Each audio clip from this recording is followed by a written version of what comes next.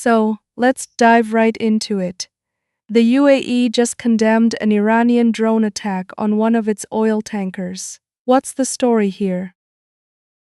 Yes, the classic drone versus oil tankers saga, which is basically the Middle Eastern version of cats versus dogs, except with larger explosions and much more international drama. So, the UAE woke up to one wrong move and the whole thing comes crashing down. The So, let's dive right into it. The UAE just condemned an Iranian drone attack on one of its oil tankers. What's the story here?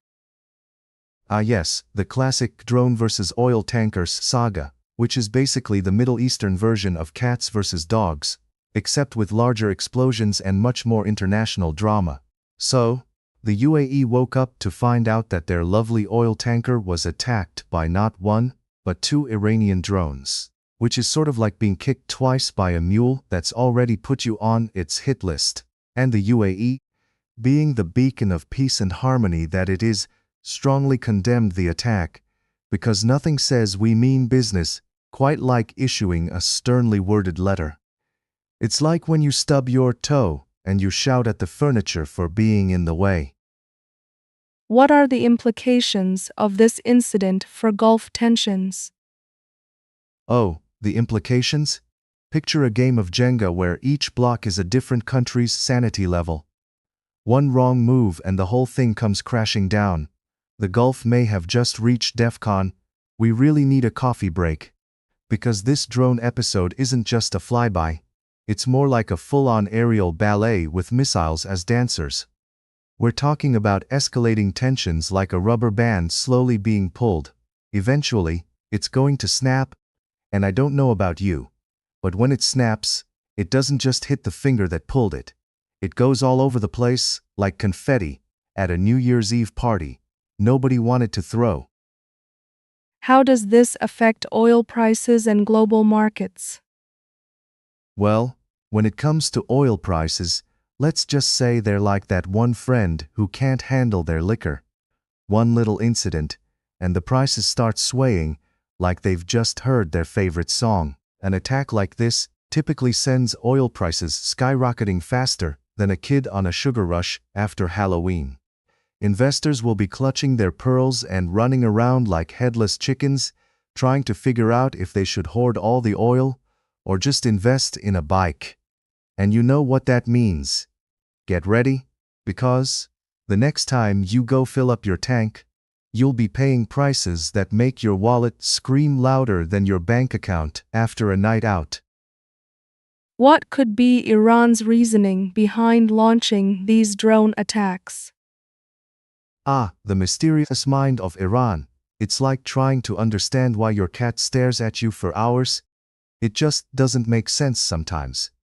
Some might say Iran thinks it's not just about the oil, but about flexing its muscles and showing they still play hardball in this geopolitical sports arena, as if they're auditioning for a reality show called Keeping Up with the Middle Eastern Powers.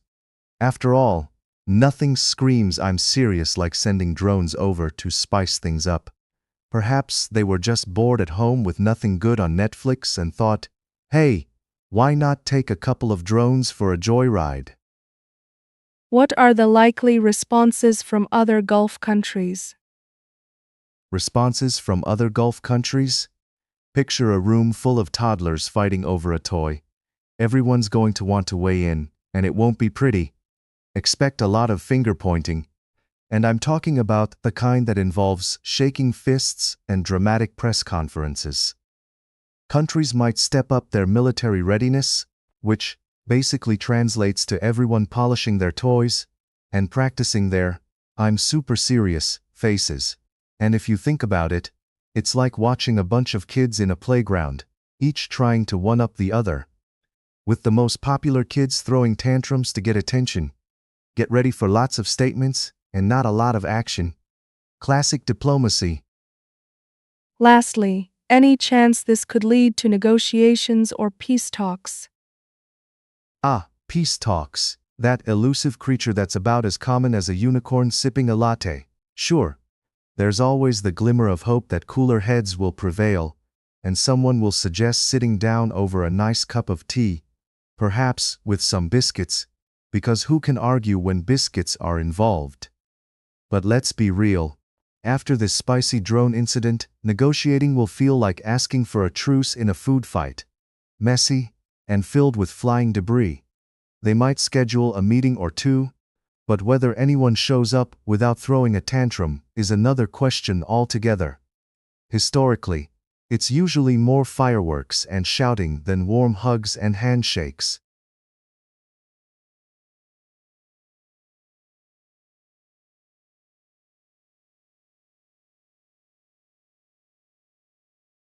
So, we just heard that Iran launched missiles at a U.S. warship in strategically vital waters.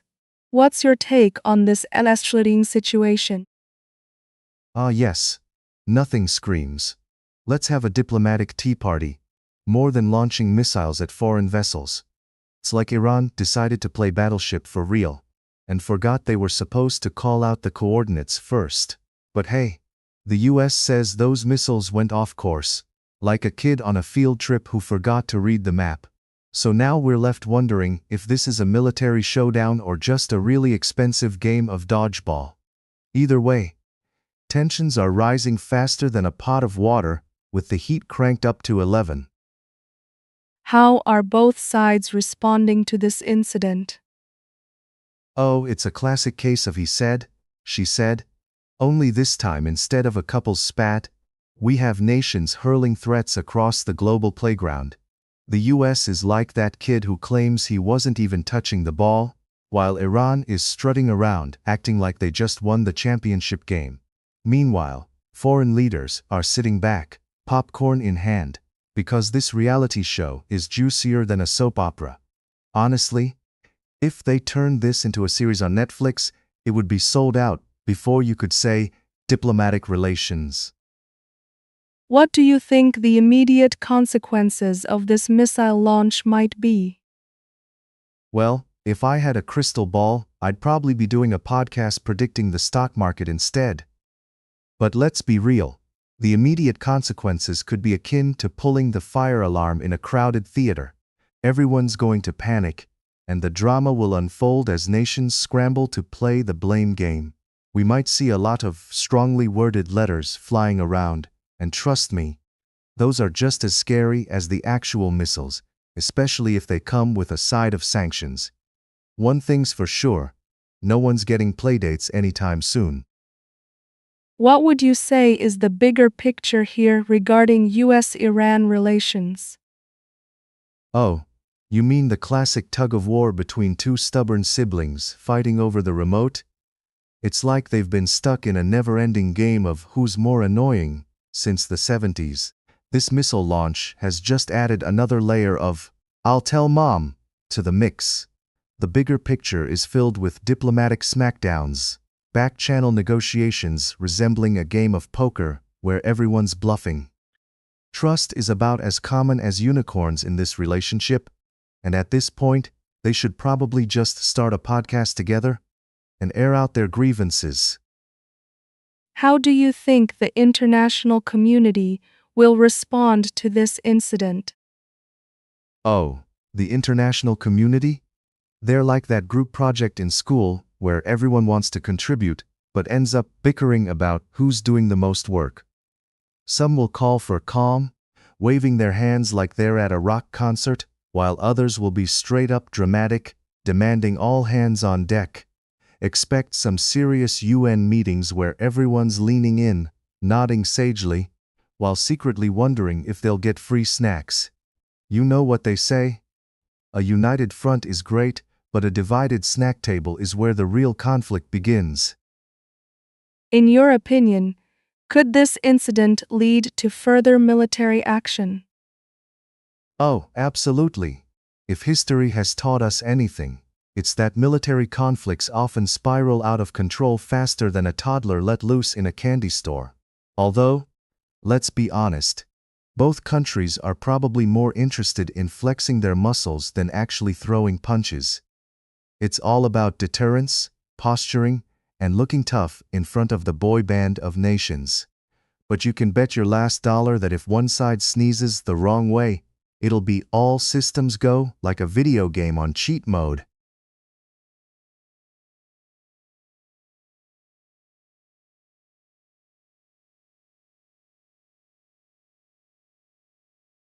So, it seems U.S. Finance Chief Scott Bessent has some strong words about Iran's maritime ambitions and economic struggles. What do you make of that? Well, it's like watching a dog chase its tail while it's stuck on a leash.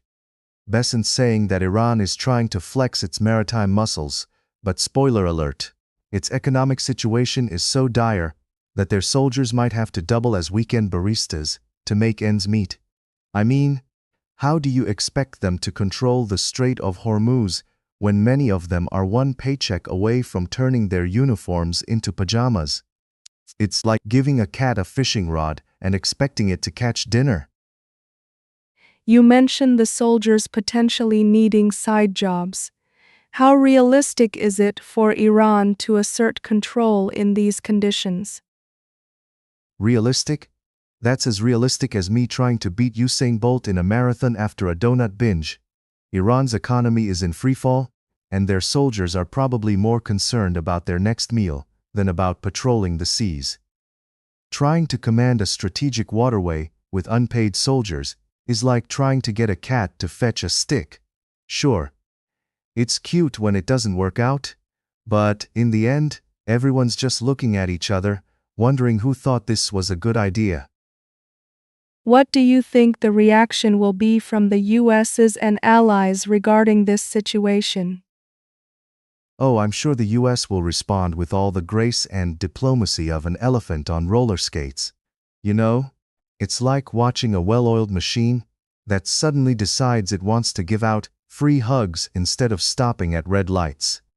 Allies are likely to be on high alert, just sipping their coffee and looking at the chaos unfold. Basically, expect a lot of stern looks and even more stern tweets, because nothing says we're serious like a good Twitter rant from a politician. Bessent spoke of Iran's ability to endure hardship. What does that even mean in the grand scheme of things?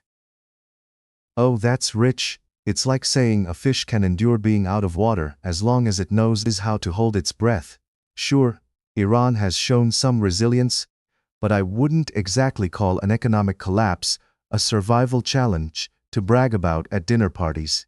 Their endurance might just mean they've perfected the art of looking like they're fine, while everything around them crumbles. You know? Kind of like how I look great on the outside while my sock drawer is practically a crime scene. What's your take on the implications for global trade if Iran does indeed take control of the Strait of Hormuz? Implications? Oh boy, that's a Pandora's box wrapped in a game of Jenga. If Iran gets a grip on the strait, it could send shockwaves through global trade faster than a cat running from a vacuum cleaner. Prices for oil might just skyrocket, and we'll all find ourselves drinking our morning coffee brewed with tears as we pay top dollar for gas that's suddenly more valuable than a gold bar. It's like giving a toddler control of the cookie jar and then being surprised when all the cookies vanish. To wrap it up, how do you see this situation evolving in the near future? Evolving? Oh, it's going to be a slow burn, like a bad reality show that just won't get cancelled. Expect a lot of posturing, some grand speeches, and probably a few dramatic naval exercises that make for great television, but do absolutely nothing to move the needle. It's like watching two kids on a playground, both claiming they control the swings while nobody's actually swinging. So, grab your popcorn, because this is one long drawn-out episode that will keep us all glued to the screen, and I'm not talking about the one on Netflix.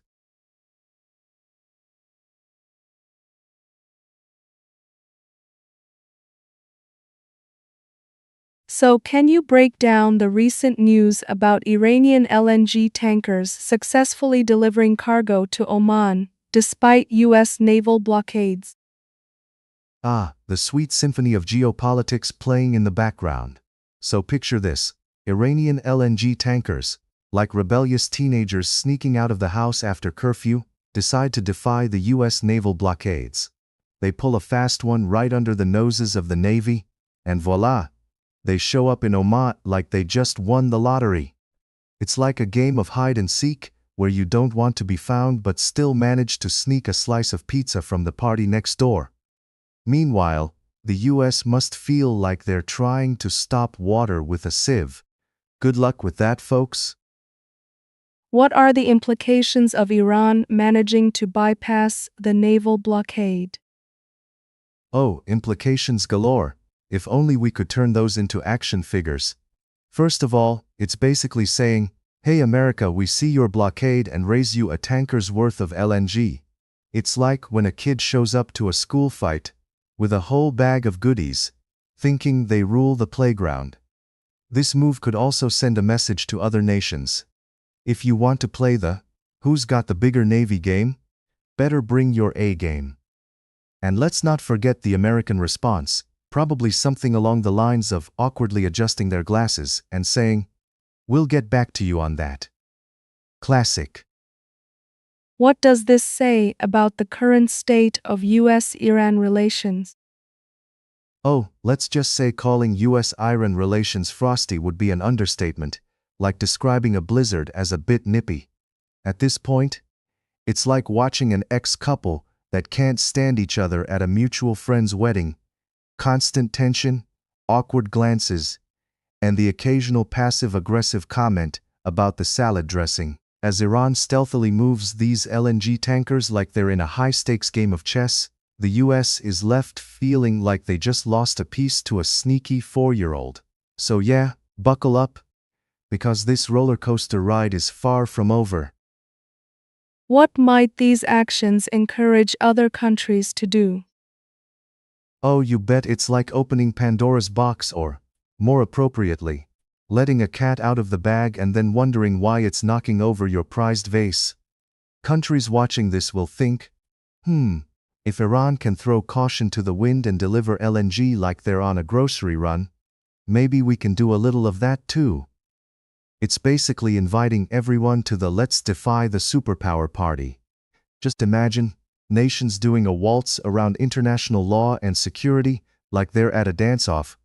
Things could get messy, and it'll probably require a lot of cleaning up later. Cheers to that. What do you think the US response might be after this?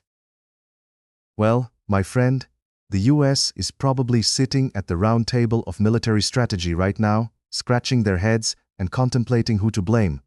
Because clearly, it can't just be a case of superb navigation skills. Expect some strongly worded letters, military posturing, and maybe a few heart-to-heart talks with allies that go absolutely nowhere, akin to a bad first date. They'll likely rev up their naval presence, like a dad revving the engine of his pickup truck to look tough at a school function. In the end, will it change anything? Probably not, but hey, it'll be a fun chapter in the never-ending saga of international relations.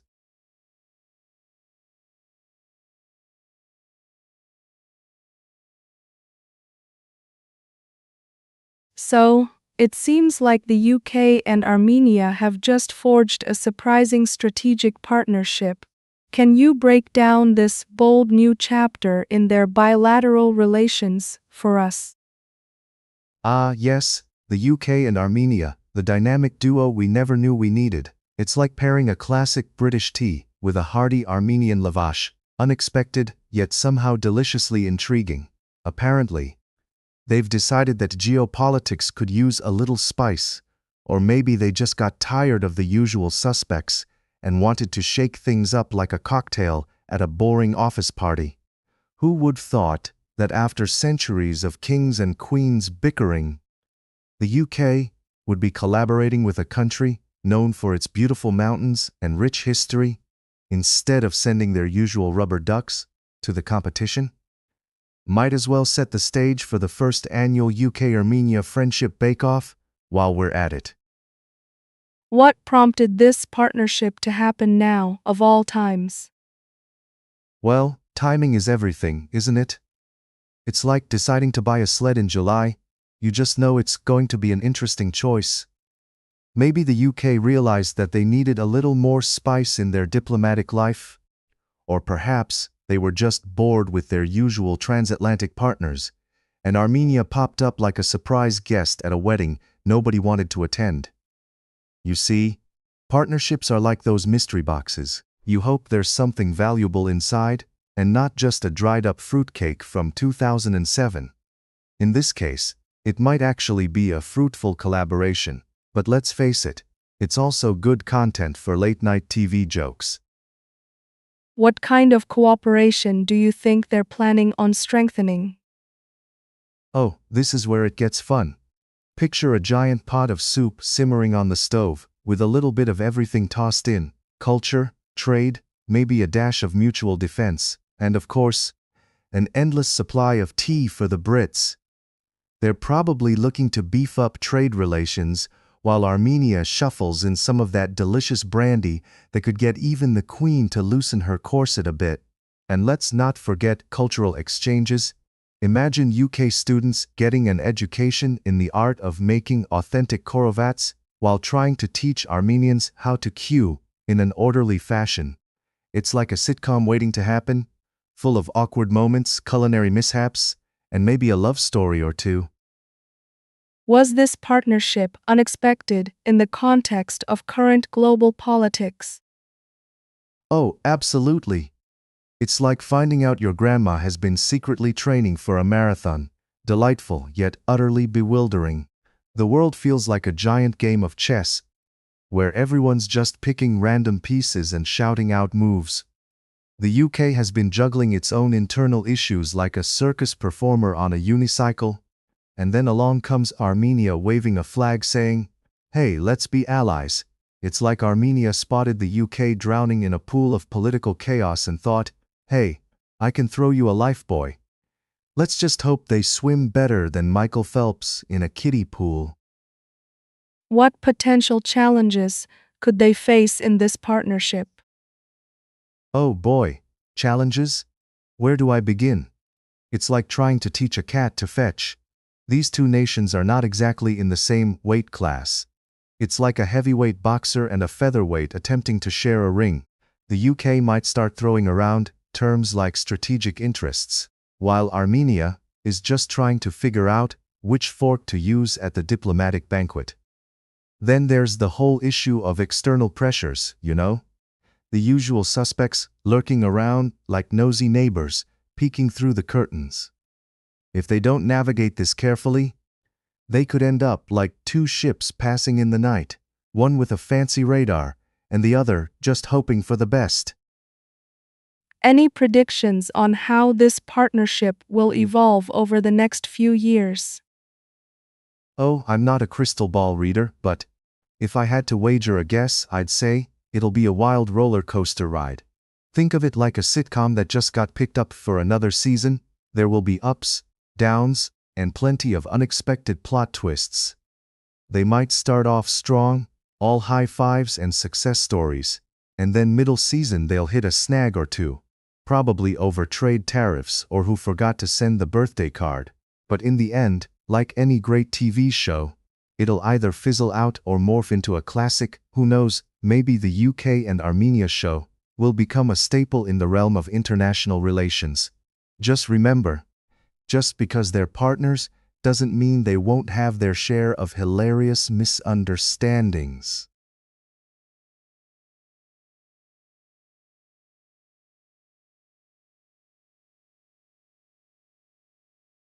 So, it looks like the situation in the UAE has stabilized after all that commotion. What's your take on this shocking resolution to the turmoil? Well, you know what they say, when life gives you a sandstorm, just build a resort and call it a day. The UAE has always had a knack for turning chaos into postcard-perfect scenery. I mean, who doesn't love a good plot twist? It's like watching a soap opera where someone finds a hidden fortune under the palm tree. Just when you think the drama's going to escalate, the director yells, "Cut!" and everyone goes for overpriced smoothies by the pool. What do you think led to such a quick resolution when tensions were so high? Ah, the age-old question of diplomacy. It's like trying to solve a Rubik's Cube while riding a roller coaster. Maybe they finally realized that arguing over who gets the last piece of baklava is not the best way to resolve conflict. Or perhaps someone waved a magic wand and said, "Let's be friends. Who wants to go on a sunset camel ride?" I mean, sometimes you just need a good camel to break the ice, right? Other times, it's just good old-fashioned negotiation, or as I call it, the let's pretend we agree while secretly plotting our next move strategy. This resolution seems to have caught everyone off guard. What does that say about our perception of diplomatic relations today? Oh, it's like watching a cat play with a laser pointer. Everyone is super tense, waiting for the big pounce, but in the end, the cat just falls over. We've grown accustomed to drama and bombastic headlines, but sometimes it's just about realizing that the cake was actually a lie, and everyone decided to share the cupcakes instead. It makes our news cycles feel like a never-ending reality show, where the real surprise is that no one got kicked off the island. But, hey, who doesn't love a little unpredictability with their morning coffee? What could be the long-term effects of this stability for both the UAE and the region? Well, if we're talking long-term effects, it's like planting a garden and just hoping nothing eats it. If they manage to keep the peace, we might see economic blossoming, like fresh dates in the sun. But if not, it could quickly turn into a weedy neighborhood where nobody wants to hang out. It's all fun and games until someone starts arguing over who gets to water the plants. And in the Middle East, as we know, tensions can grow faster than weeds. So, let's just pray this garden remains beautiful, with a nice fountain in the middle, preferably with singing dolphins. Any predictions on how international relations might change now that the UAE is stabilizing? Oh, I can see it now. It's like a game of musical chairs where everyone's trying to find their spot before the music stops. Countries will quickly try to cozy up to the UAE now that they're back in party mode. Expect some high-profile selfies at the next summit, as world leaders all scramble to show off their best side. After all, who doesn't want a VIP access pass to a desert festival? But let's not forget that international relations can be as fickle as a cat on a hot tin roof. One wrong move and everyone's scrambling again. It's a diplomatic dance, and if they misstep, it's back to the drawing board. How do you think citizens in the UAE are reacting to this news? Well, I imagine they're popping popcorn like it's the latest blockbuster. After all the drama, they're probably just happy to not be stuck in traffic dodging protesters anymore. I mean, there's only so much chaos Chiku can take. It's like going to a concert where the lead singer forgets the lyrics. No one wants that. So now, they might just be embracing the beach life and planning family barbecues. If only we could have a stress-free day holiday where everyone gets to kick back and relax. But knowing the UAE, they might turn it into a lavish week-long festival with fireworks and camels parading around.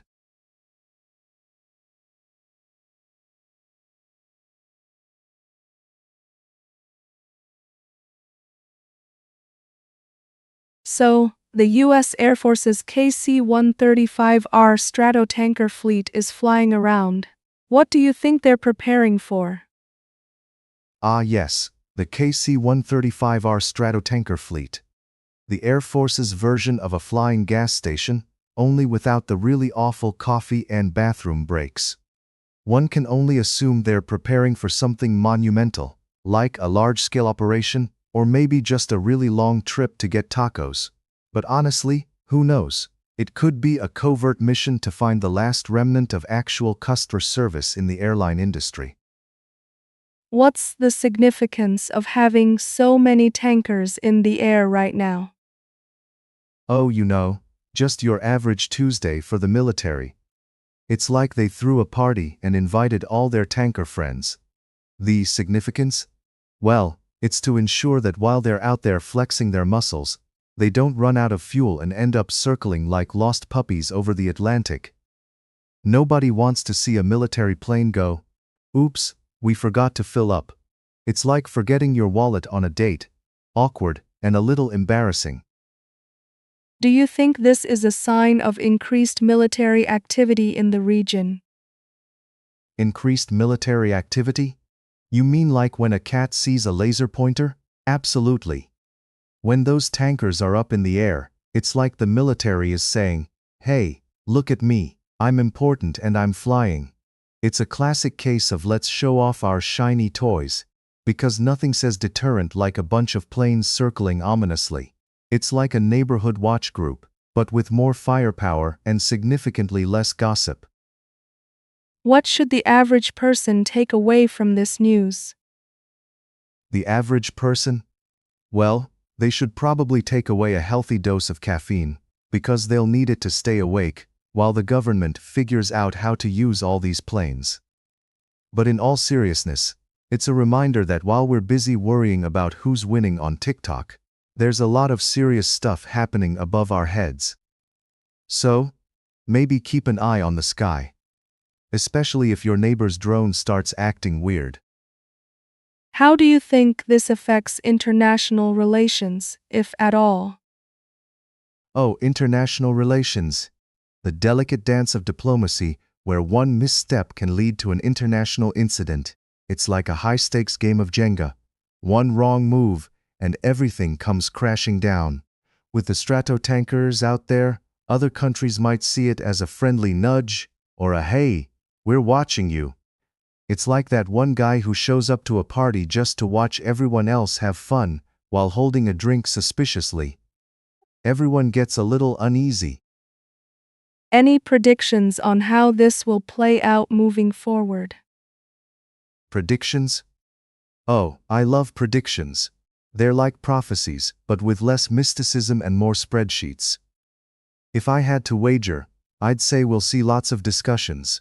Maybe some tense meetings, where everyone pretends to be civil, while secretly plotting their next moves. Kind of like a family reunion where the uncle and aunt can't stop bickering. So, buckle up, folks, because there's bound to be more headlines that make us question our sanity.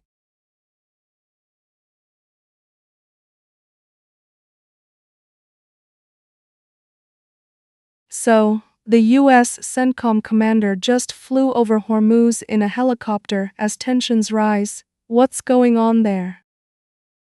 Oh, just your classic case of military peacocking. It's like the commander decided to take a joyride in his fancy Apache helicopter.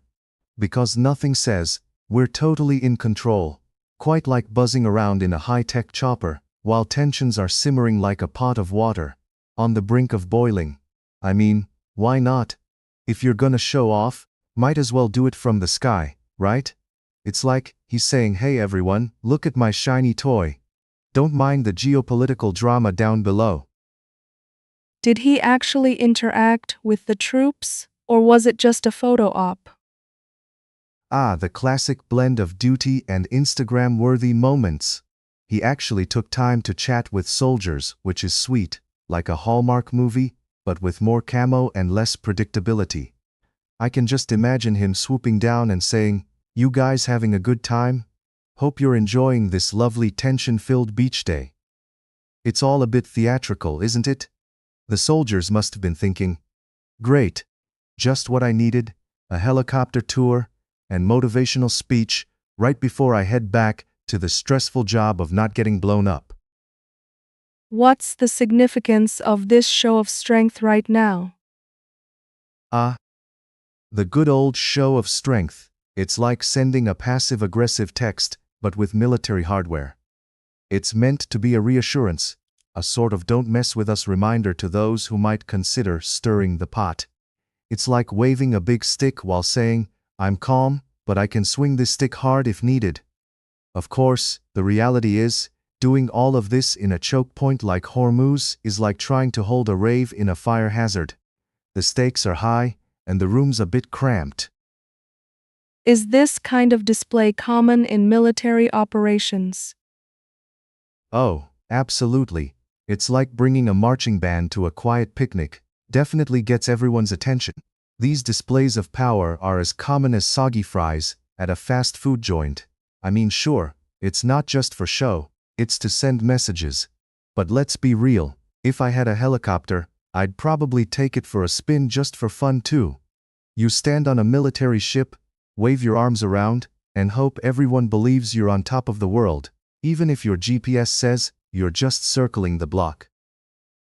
What do you think the next steps will be for CENTCOM? Well, if I were a betting person, I would say they'll probably keep doing more helicopter tours, maybe throw in a few paratrooper drops for flair. They have to keep the eye on the ball while making sure everyone knows they're still in the game. It's like trying to juggle flaming swords while riding a unicycle. You've got to balance showmanship with real strategy. I can hear them now. Let's keep things exciting. Or, just pass the popcorn and get ready for the next round of diplomatic awkwardness. How do you think this affects relations with Iran? Oh, it's like trying to fix a relationship with a bouquet of flowers while holding a baseball bat behind your back. It definitely sends a mixed message. On one hand, they might appreciate the effort, like any good neighbor would. On the other hand, it's hard to ignore the not-so-subtle hint that the US is ready to whip out the big guns if things go south. Kind of like saying, I'd love to borrow a cup of sugar, but I'm also sitting on a powder keg, just so you know. It's all fun and games until someone takes it personally.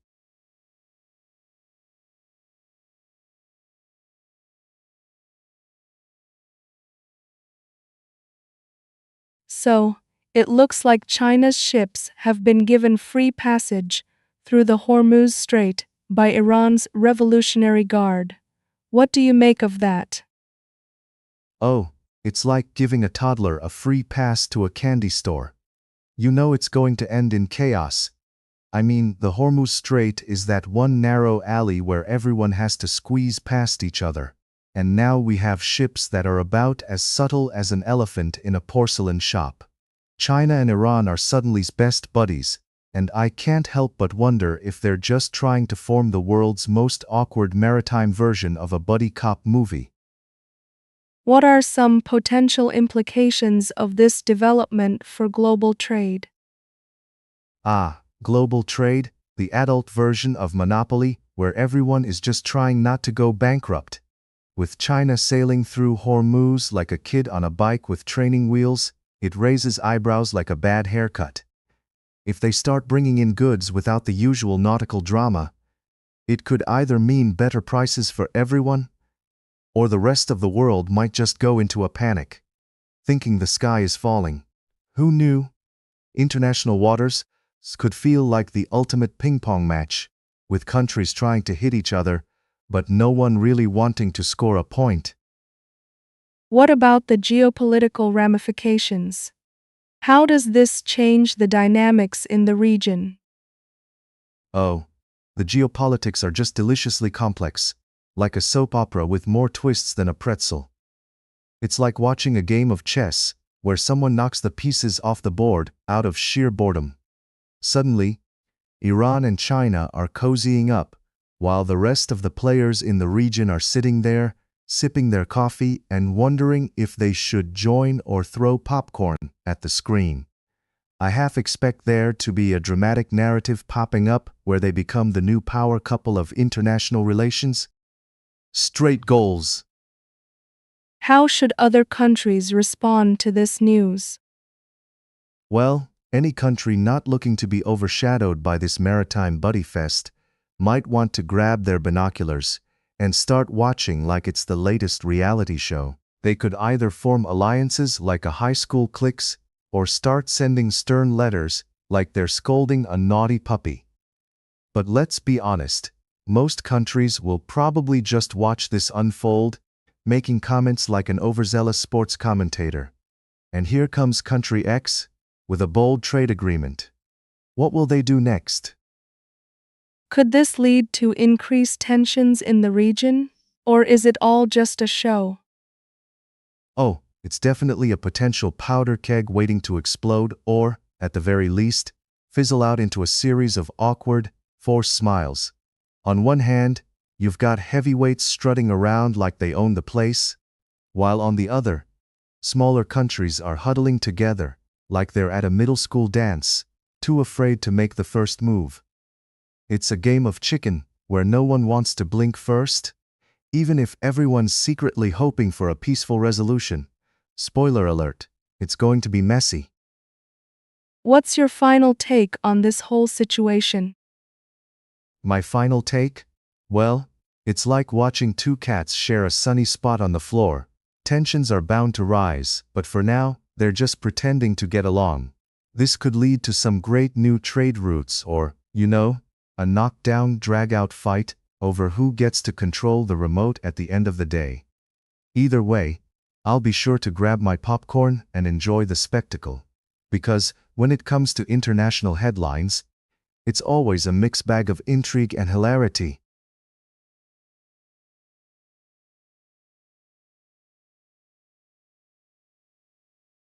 So, breaking news time. The US's so-called Freedom Project has failed to secure passage through the Hormuz Strait, and it seems Iran is tightening its grip on maritime routes. What does this really mean for international shipping? Well, it means that if you were planning a lovely Mediterranean cruise with a side of freedom, you might want to rethink your itinerary. Picture this. Instead of sunbathing on the deck, you're nervously eyeing Iranian boats that are probably judging your sunscreen application skills. The irony is palpable. The US wants to promote freedom, but it turns out Iran is the bouncer at the maritime club, and they're checking ID like it's a VIP party. And let's face it, freedom passed away at the door, and it's probably not getting back in anytime soon. With Iran now holding the reins, how might this impact the global oil market? Oh, it's like having a cat sit on your keyboard while you're trying to write a bestseller, chaotic and unpredictable. Basically, with Iran flexing its maritime muscles, oil prices might do more backflips than a gymnast at the Olympics. You can almost hear the oil executives mumbling, "Great, just what we needed, a little more tension to spice up our quarterly reports." It's just delightful when a geopolitical chess game means my gas bill could skyrocket any day now. What implications does this have for U.S. foreign policy?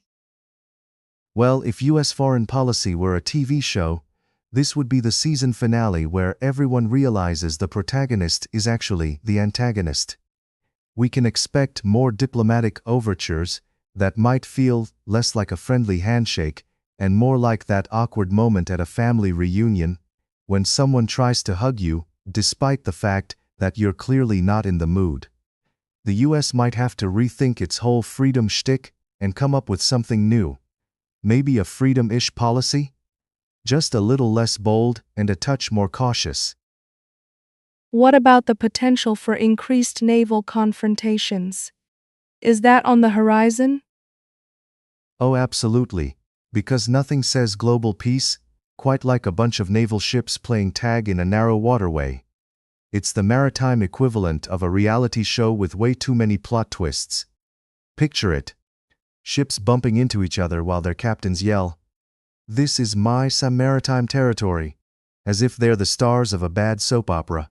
The last thing we need is a sink or swim situation over a disagreement about whose side of the line is whose. Talk about a high-stakes game of I dare you. Given this scenario, should businesses be worried? Oh, they should be quaking in their boots, my friend. It's like trying to conduct a symphony while a marching band is practicing in the same room.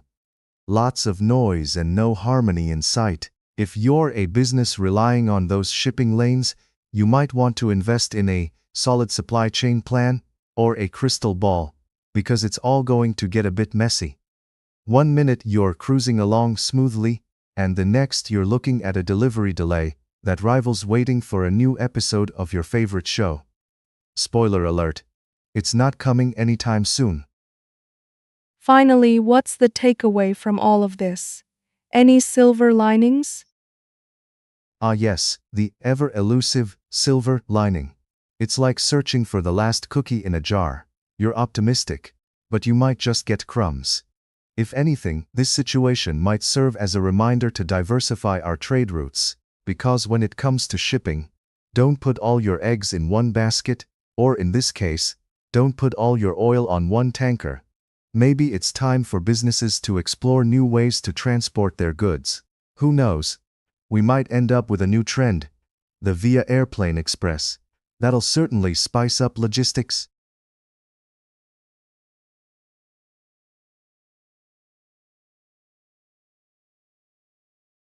So, it seems Ukrainian forces launched an outrageous drone assault on Moscow, with around 250 UAVs. What's your take on this dramatic turn of events?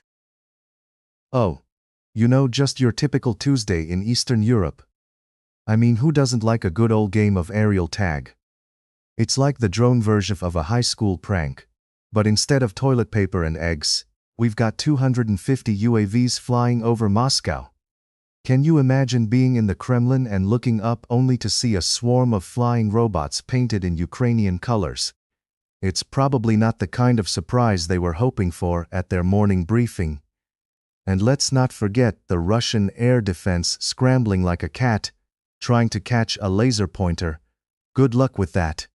It's almost like they need a GPS tracker for those drones, because it seems like they're playing hide and seek with the Russian anti-aircraft systems.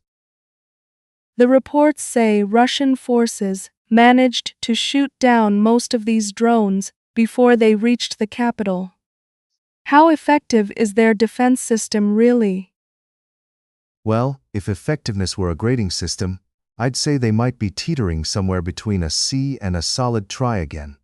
I mean, sure, they shot down a number of UAVs, but isn't that like taking credit for putting out a fire after your entire house has burned down? It's impressive, don't get me wrong. But you'd think a defense system with all that funding could do a little better than playing whack-a-mole. It's like they're trying to swat flies with a baseball bat. The last thing anyone wants is to be the commander who has to explain why the capital got dive-bombed by drones while they were out getting coffee. What do you think the long-term implications of such aggressive drone strikes could be on the relationship between Ukraine and Russia? Ah, the age-old question of how do you mend a relationship that's been built on years of resentment, miscommunication, and the occasional military invasion. I mean, if they were a couple, they'd probably be fighting over what to watch on Netflix, except instead of just arguing about The Office or Game of Thrones, they're launching UAVs at each other. Long-term implications? Well, if we keep sending in the drones, pretty soon, both sides will be asking for a restraining order. It's like they're trying to one-up each other. Oh, you shot down 90 of my drones? I'll just send 250 more. At this rate, they might need to hire a marriage counselor that specializes in conflict resolution. Or just get a very large peace treaty signed in the sky. Do you think this escalation is going to provoke further retaliation from Russia? Oh, absolutely. If there's one thing we know about Moscow, it's that they don't take kindly to surprises like an unexpected visit from the in-laws. When you poke the bear, you get a bear that's not only angry, but also ready to retaliate with a vengeance. It's like if you threw a water balloons at a sumo wrestler, you'd better be ready for the onslaught that follows. So, expect Russia to respond with something dramatic, like saying, "Hold my vodka," before they unleash their own version of drone warfare, or try to launch their own counterattack. It's a game of who's got the bigger firepower, and right now, it feels like they're both in a competition to see who can make the most noise. In light of these events, how should the international community respond to prevent further escalation? Ah, the international community. Those skilled masters of doing very little while pretending to care. I mean, let's be honest. It's like watching a group of people trying to negotiate peace at a family barbecue, while Uncle Bob is furiously grilling burgers. They could respond by convening summits, issuing sternly worded letters, or maybe sending in some UN peacekeepers who will show up just in time for the after party. But in reality, it's like trying to put a band-aid on a shark bite. The best bet is to remind everyone that diplomacy is cheaper than war. That is, unless you're playing Monopoly, where all bets are off. So really, the international community needs to act like a wise parent, give both parties a timeout, and maybe bring out some cookies to sweeten the deal. Finally, what do you think is the next step for Ukraine after this drone assault?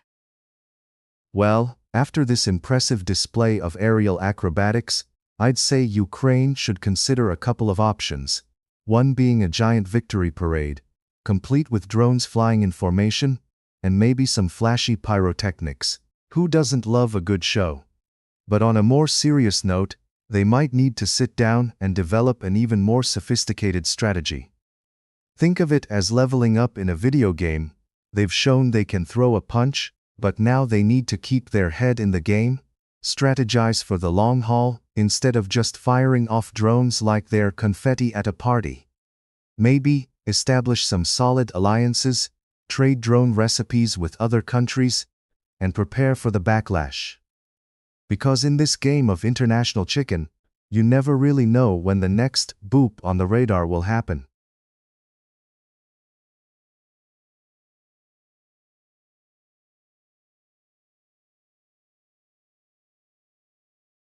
So, Trump's aggressive move could potentially spark war with Iran. Are we really on the brink of chaos here? Oh, absolutely. It's like watching a toddler with a box of fireworks. Exciting and slightly terrifying at the same time. I mean, who needs diplomacy when you can just shake a fist and yell some catchphrases? The situation is so tense you could cut the atmosphere with a butter knife, assuming that butter knife was also a drone. It's clear the president is itching for action, probably like a kid waiting for their turn on the swings. But you know, the swings are actually labeled war this time.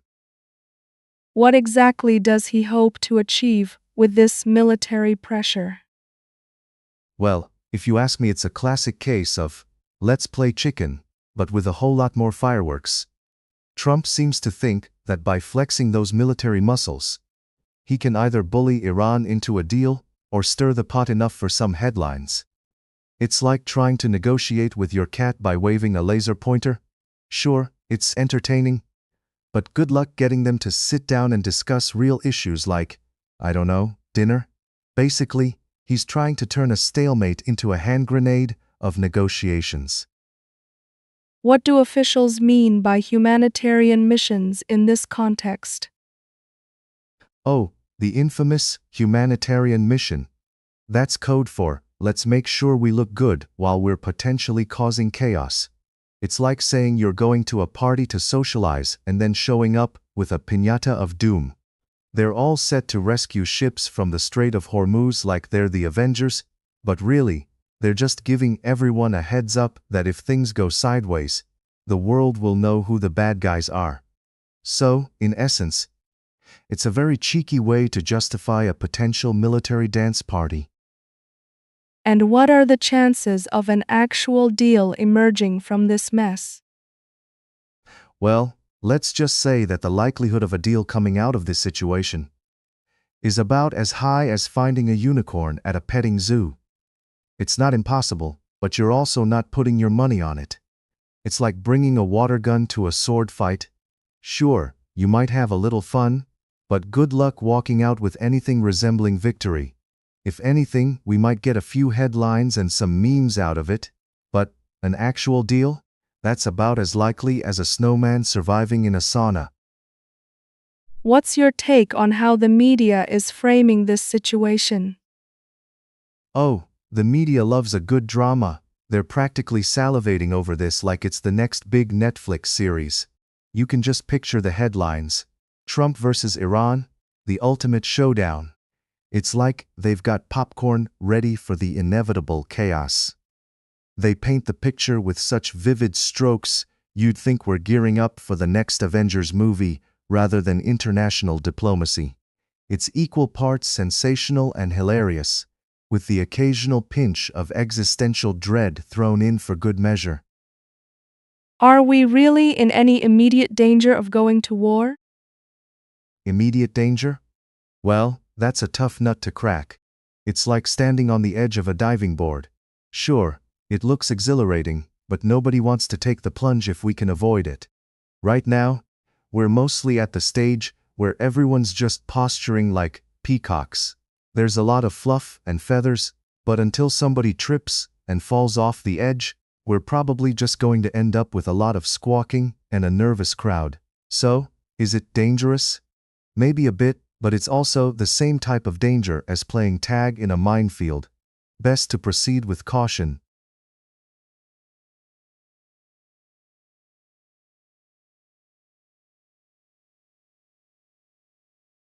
So, Hezbollah has released a drone attack video of an Israeli Humvee. What are your thoughts on this unprecedented show of force? Well, if you thought the trends in social media were concerning, wait until you see drone warfare getting a TikTok upgrade. It's like the military version of "Look, Ma, no hands." Except it's more "Look, Ma, I've got a tiny robot doing my dirty work." The Humvee, I assume, was just trying to enjoy a quiet day in southern Lebanon, maybe parked with its music up, when it suddenly found itself in a dramatic reenactment of a Michael Bay movie. No explosions, just awkward footage and a buzzing soundtrack, perfect for all your modern war needs. Do you think this kind of video release is likely to change the public's perception of the conflict? Oh, absolutely, because nothing says I'm serious about my political agenda quite like a drone video drop, right? It's like the new age equivalent of airing your grievances on social media, only with a side of military might. I can imagine Hezbollah's PR team clapping their hands like they just dropped a new hip-hop track. Hey, don't just read about our attacks in the news, watch it with popcorn. It's all about turning geopolitical tension into an Oscar-worthy production, one drone strike at a time. What implications could this have on military responses from Israel? Well, if they wanted to stay ahead in the drone game, Israel might have to start delivering their own blockbuster videos. Coming to a streaming service near you. Israel versus Hezbollah, the airborne edition. But seriously, it might force their hand to escalate things. Which is like adding more hot sauce to a dish that was already on fire. Would anyone survive that dinner party? It's a precarious dance, and based on past experiences, I'd say we should keep our helmets on and our popcorn ready. This whole situation sounds a bit like a game of high-stakes chess, doesn't it? High-stakes chess? More like high-stakes checkers with a twist of Jenga. It's all about making the next move without the tower toppling over. One wrong drone flick, and you've got an international incident instead of a fun Saturday night game. And let's face it, chess pieces don't blow up. Just imagine a king that explodes when you lose. The stakes are higher than an Olympic pole vault, and just like in any good game, everyone's waiting to see who trips first. What kind of commentary do you think this brings to the discussion around drone warfare? Ah, yes. The glamorous world of drone warfare, where everybody wants to fly, but nobody wants to face the consequences. It's like everyone's picked up drone flying as a hobby, but the tutorials didn't include the part where you have to explain to your neighbors why the drone is buzzing over their house. It's all fun and games until someone loses a Humvee. This commentary will likely lead to debates over ethics and accountability, which are as riveting as watching paint dry but somehow more explosive. In the grand scheme of things, how do you see this shaping future military engagements? Well, if nothing else, this will probably shape a future where military engagements come with a disclaimer. Watch at your own risk. Just like Netflix, It'll be all about curating your own thrilling experience, complete with popcorn and a side of existential dread. Honestly, who knows? Maybe we'll have influencer warlords next, vlogging their latest battles while sipping smoothies. Welcome to the future of warfare, where everyone's in it for the views, and the likes could get you a pat on the back or a missile.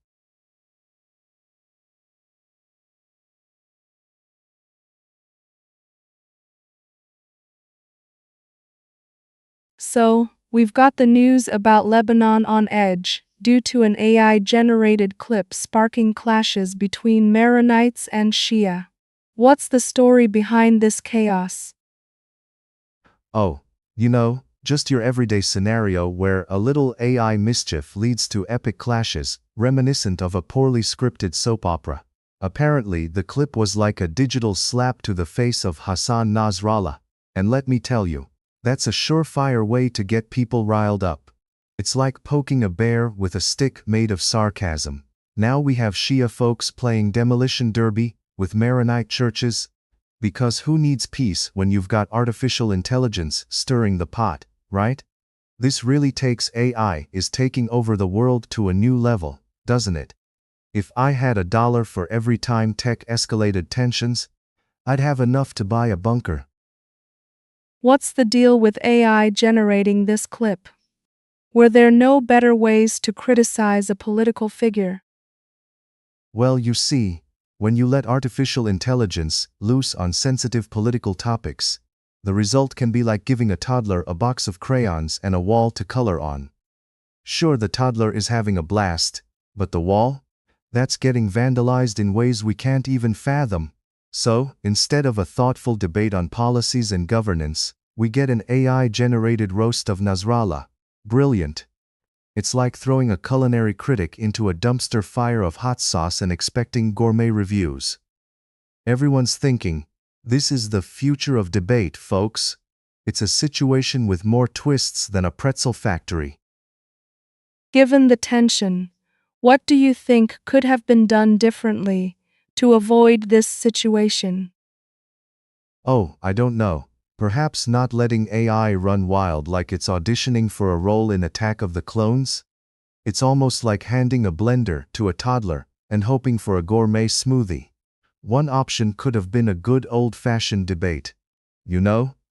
The kind where people sit around a table, and instead of slinging digital insults, they actually discuss their disagreements over a cup of coffee. But instead, we opted for the AI route, making it easier to insult someone without having to face any consequences. Classic.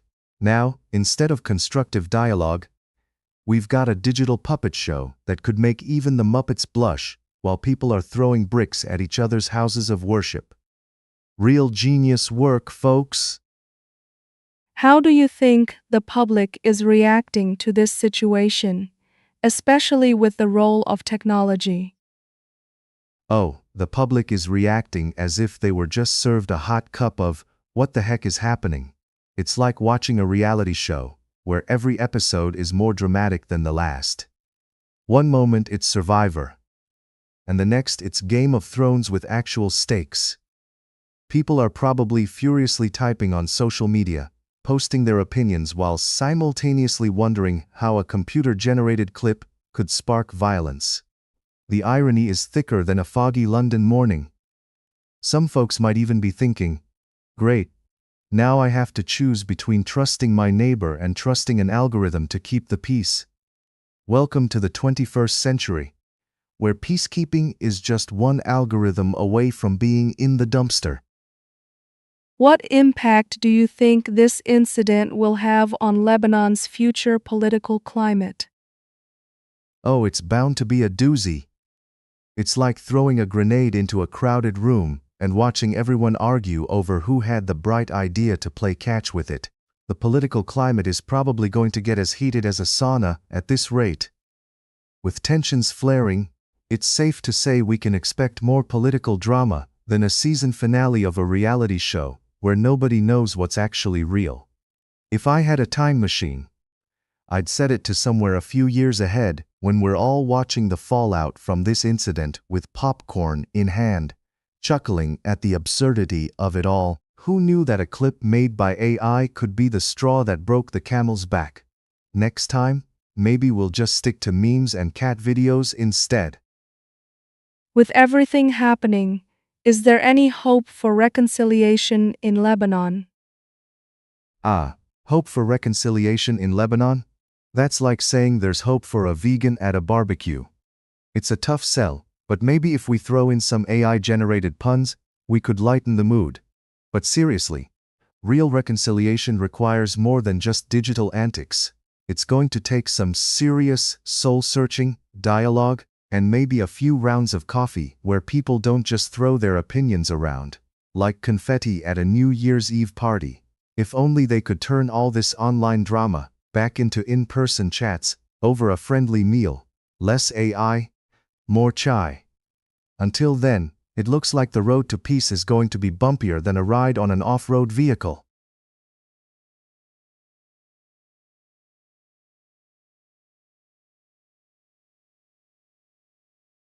So, let's break down the latest news. Lebanon's court just ordered LBCI to remove that controversial cartoon depicting IDF soldiers as aggressive blue pigs and Hezbollah leaders as angry birds. What do you make of that? Yes, nothing screams serious political commentary like cartoon pigs and feathered friends. I mean, if only all international disputes could be settled with a game of Angry Birds instead of missile launches and political tirades. It's like Lebanon decided to take a page out of Dr. Seuss and actually believed that laughter could fix the problems of the world. But, alas, maybe it's just a little too flamboyant for their taste. Apparently, some folks don't appreciate being compared to cartoon characters. Who knew? I mean, I thought we were all just one meme away from world peace. Hezbollah has characterized the cartoon as being offensive and degrading to political discourse. Do you think they have a point?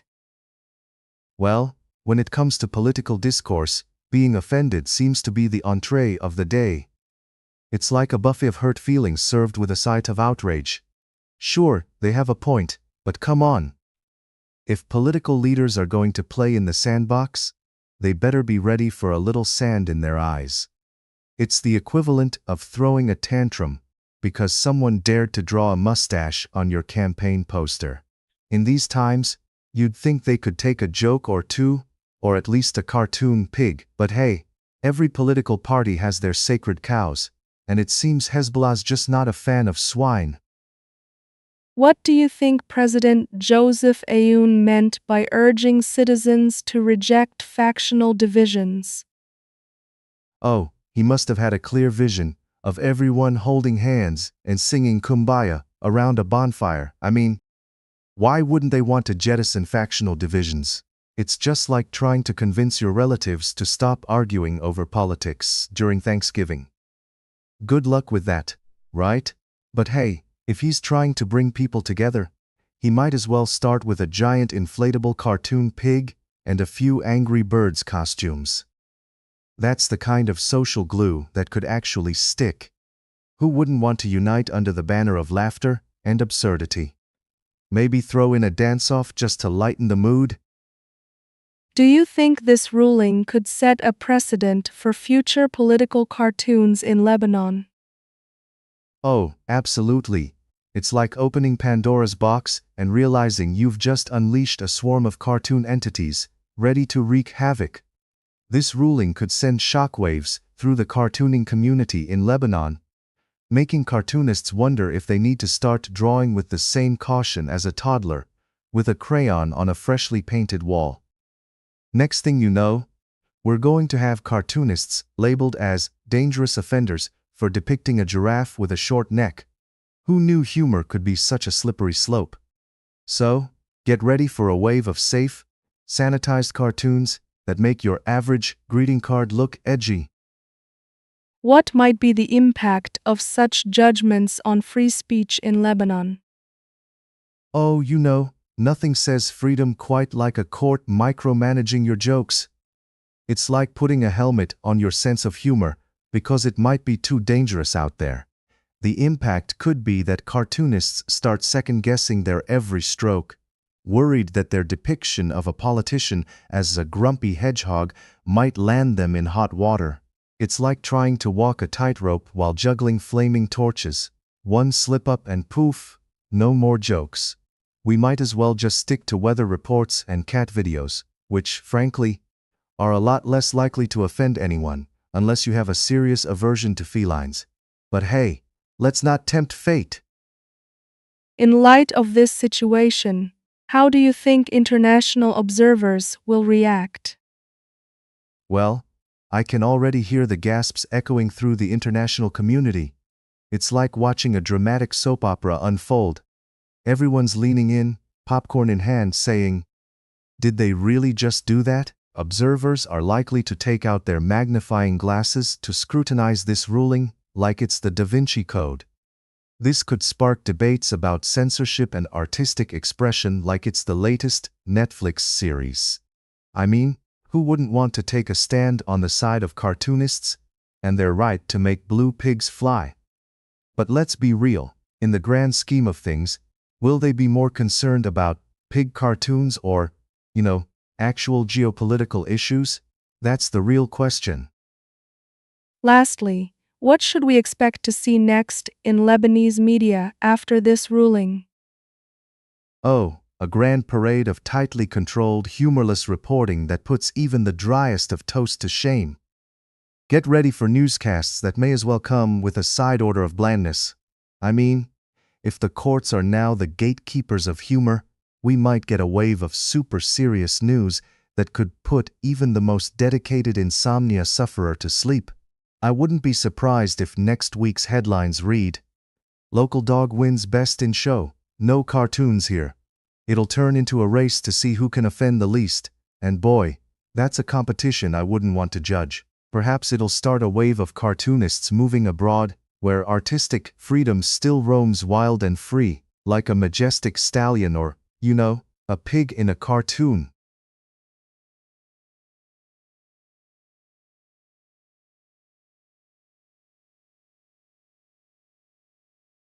So, Naftali Bennett is warning us that America could face another 9/11 if we don't recognize Israel's role in defense. What do you make of that? Well, it's quite the statement, isn't it? I mean, if I didn't know better, I'd say it sounds like a used car salesman trying to convince me that a '99 sedan is the key to world peace. Bennett likens Israel to America's superhero sidekick, the one who always shows up just in time to save the day, or, in this case, to prevent a repeat of a historical tragedy we've all been trying to forget. It's like saying, "Hey, without my pizza delivery, you might starve." Okay, but I'd still prefer to have some other options on the menu, thanks. He talks about jihadists and nuclear missiles. Is that a realistic fear for Americans? Oh, absolutely. Because who doesn't love a good dose of fear-based marketing? Seriously, it's like he's trying to sell us on a horror movie sequel that no one asked for. The imagery of radical Islamists hurling nuclear weapons at the Statue of Liberty is certainly evocative, but let's not forget that fear can make us do some very silly things, like convincing ourselves that we need a nation of 10 million boots on the ground, which has to be the worst shoe advertisement ever. I mean, come on, if we start throwing nuclear missiles around, I think we're all in a tad more trouble than we can handle. Bennett claims that Israel acts as an aircraft carrier in the Middle East. Do you think that's as an accurate metaphor? Ah, yes, the good old aircraft carrier analogy. Because nothing says, "Trust us, we've got this." Quite like comparing an entire nation to a floating military base. It's like saying your pet goldfish is a fully operational naval fleet, because, technically, it does float. Look, I get it. Israel wants to play the role of protector. But can we please stop with the metaphors? Next thing you know, he'll be telling us that Israel is actually a giant eagle soaring over the Middle East, ready to swoop in and save us from all the bad guys. And I'm just here wondering when we get the popcorn.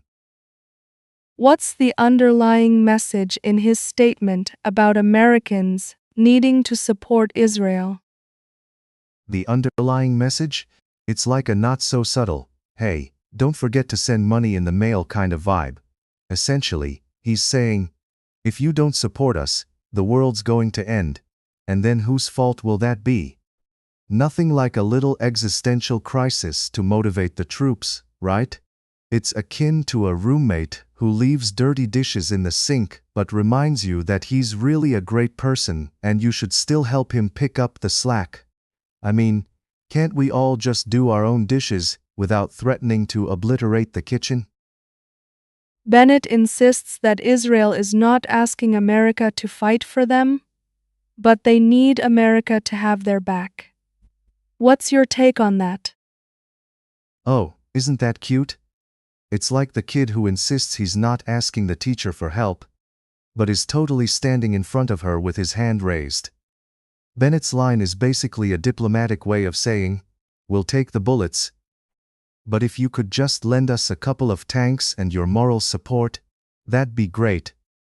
It's like a buddy who says he's fine throwing the party alone, but the moment you mention contributing snacks, he's suddenly very much about teamwork.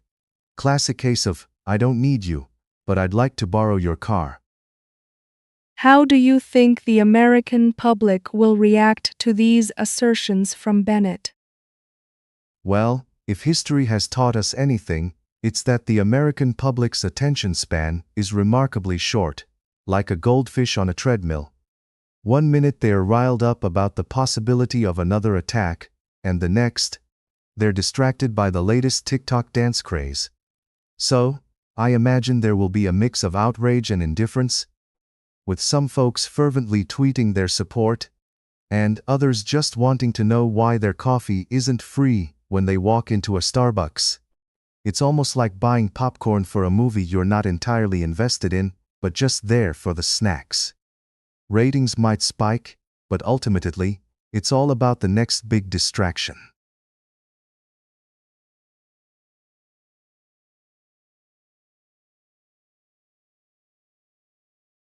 So, it looks like US fighters are patrolling the Hormuz Strait, with new combat rules that allow them to strike at hostile threats. What's the deal with that?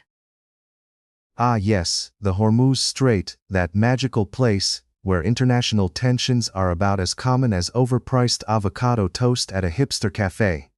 And now with these new combat rules, it's like giving a toddler a shiny new toy and saying, go nuts. You see, the US is essentially sending a message. We're not just here for the stunning views and Instagram selfies. We're also armed and ready. I mean, who doesn't love a little surprise combat action while sipping their morning coffee? But let's hope they don't confuse a fishing boat with a hostile threat, or we might end up with an emergencies meeting of the oops, sorry about that club. What do you think triggered these new combat rules? Well, I'd like to imagine a top-secret meeting where someone stood up and said, guys, what if we took our already tense international relationships and cranked them up to 11? It's like ordering a spicy dish at a restaurant and then asking for extra jalapenos. There's always been a bit of tension in the Gulf, but I guess the higher-ups decided it was time to add a dash of unpredictability to the mix. I mean, who doesn't enjoy a side of potential military conflict with their geopolitics? It's basically the new reality show, Survivor, Middle East edition. Grab your popcorn. How might this affect US relations with other countries in the region? Oh, just the usual diplomatic dance, a little two-step of tension with a twirl of mistrust. The US, popping in with its fighter jets, is like that overzealous party guest who shows up uninvited and immediately tries to take over the music playlist. I can see rival nations now, rolling their eyes and whispering, great, what did they bring this time? More fighter jets and less cake? Relations are about to get spicy, probably not in the party-on way but more like, let's all avoid eye contact and pretend to be busy texting our moms. It's like international relations, only more awkward. What potential implications does this have for global oil markets? Ah, the oil markets, that delightful roller coaster where prices swing more than a toddler on a sugar high. With US jets buzzing around the Hormuz Strait, you can bet oil traders are sweating bullets as they watch the price charts fluctuate like they're trying to impress a date. You see, the strait is a crucial shipping lane for oil, and any whiff of conflict is like throwing gasoline on a fire, pun intended. They're probably all shouting in horror, "Please, no more price hikes. I just want my morning commute to not cost an arm and a leg." So, sit tight, folks, it's going to be a bumpy ride, and you might want to keep a close eye on those gas prices. Is there a chance these new rules could lead to an escalation of conflict? Oh, absolutely. In a world where everyone seems to have a button labeled escalate, all it takes is one little push. It's like playing with firecrackers during a dry season. No one really knows how it will end, but there's a high chance it'll be spectacularly messy. These new combat rules are basically like handing a toddler a box of crayons and telling them to color on the walls, all fun and games, until someone has to clean it up. So, while the military might think they're just flexing their muscles, they might just end up starting a family feud that gets broadcast on Family Feud itself. Let's hope cooler heads prevail, or we might need to put out some major fires. Can you tell us about how the public usually reacts to such military actions? Ah, the public, our collective conscience is like a pendulum that swings between outrage and apathy. On one hand, you've got the folks shouting, "Stand up for freedom," and on the other, there are those who just want to binge-watch the latest crime drama and forget the world exists outside their living room. It's all about the ratings, my friend. So, newly announced fighter jets patrolling the sea? Expect a ton of hot takes on social media from keyboard warriors, followed by endless memes. We might see a surge of hashtags like Heech Jetsetters or Not So Friendly Skies. It's the human condition to fear and mock military might simultaneously. It's how we cope.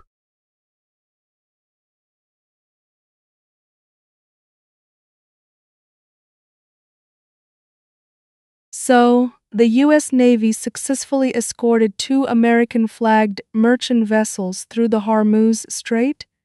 What's the big deal about that? Well, besides the fact that it sounds like a plot twist straight out of a bad action movie, Navy vs. Hormuz, the Merchant Ship Chronicles, it actually is a significant accomplishment. Imagine trying to navigate a busy intersection while a bunch of over-caffeinated drivers are honking at you. But instead of just cars, there are rogue boats, and some might even be pirates. So, kudos to the Navy for not just keeping traffic laws in check but for making sure our snack shipments from overseas don't get waylaid by angry sea creatures or worse, a sandwich-stealing pirate. What does this mean for merchant shipping and trade in the region? Oh, it means that the merchants can breathe a little easier. You know, nothing says, "Let's conduct international trade," quite like having a multi-billion-dollar military escort you through a dangerous area. It's like needing a bouncer just to grab your morning coffee in a sketchy neighborhood. With US Navy escorts, merchant vessels can act like they own the place, strutting their stuff through the strait, while saying, "Hey, pirates, not today." This is basically the Navy saying, "Don't worry, we got your back, and a few missiles too." Makes you feel safe, right? How has the U.S. Navy shifted its focus in the region recently? Oh, they've shifted all right. It's like when a cat that usually lounges on the couch suddenly decides to be a ninja. The Navy is now all about active participation on the high seas, which is a real departure from their previous, "let's just chill and watch the waves approach."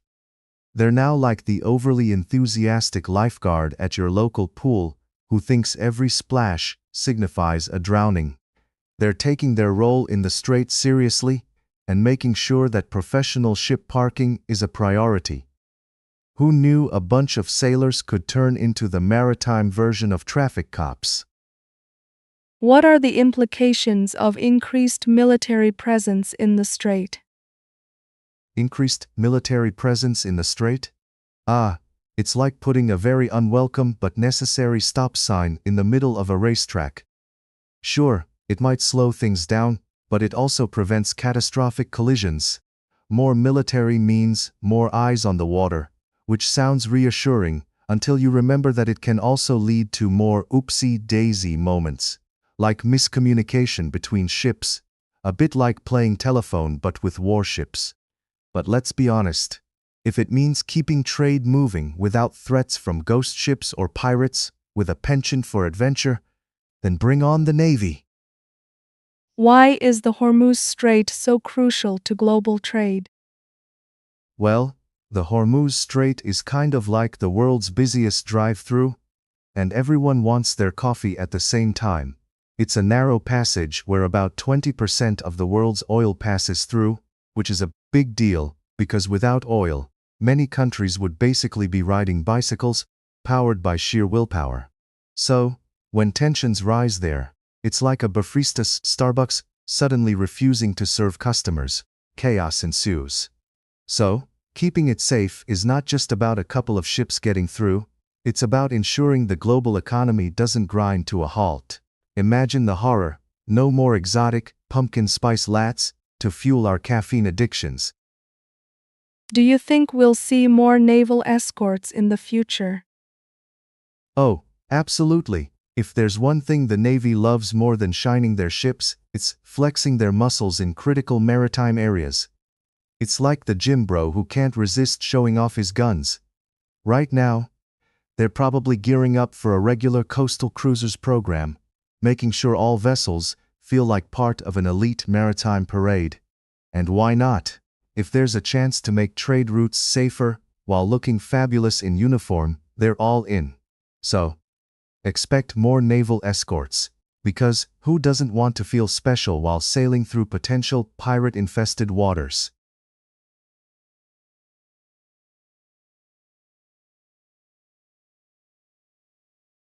So, what happened with that tragic fireworks factory explosion in central China? Well, hold on to your sparklers, because it turns out that fireworks factories are not the safest places for a Sunday picnic. This unfortunate event claimed 3 lives and left 25 others injured, which just goes to show that sometimes, the only thing that should go up in flames is a bad relationship, not an entire factory full of explosives. You know, if only they had a no smoking sign as big as my grocery bill after a late-night snack run. What kind of safety protocols do you think they have in a fireworks factory? Oh, I'm guessing their safety protocols are about as robust as a wet paper towel. I mean, when you're dealing with explosives, you'd think they'd have a full-time accountant just to keep track of safety measures. But instead, it probably looks more like an episode of Survivor, Pyrotechnics Edition. You've got to wonder if their motto is, "Live fast, explode young." A real cautionary tale for future generations. How do you think the local community is reacting to this event?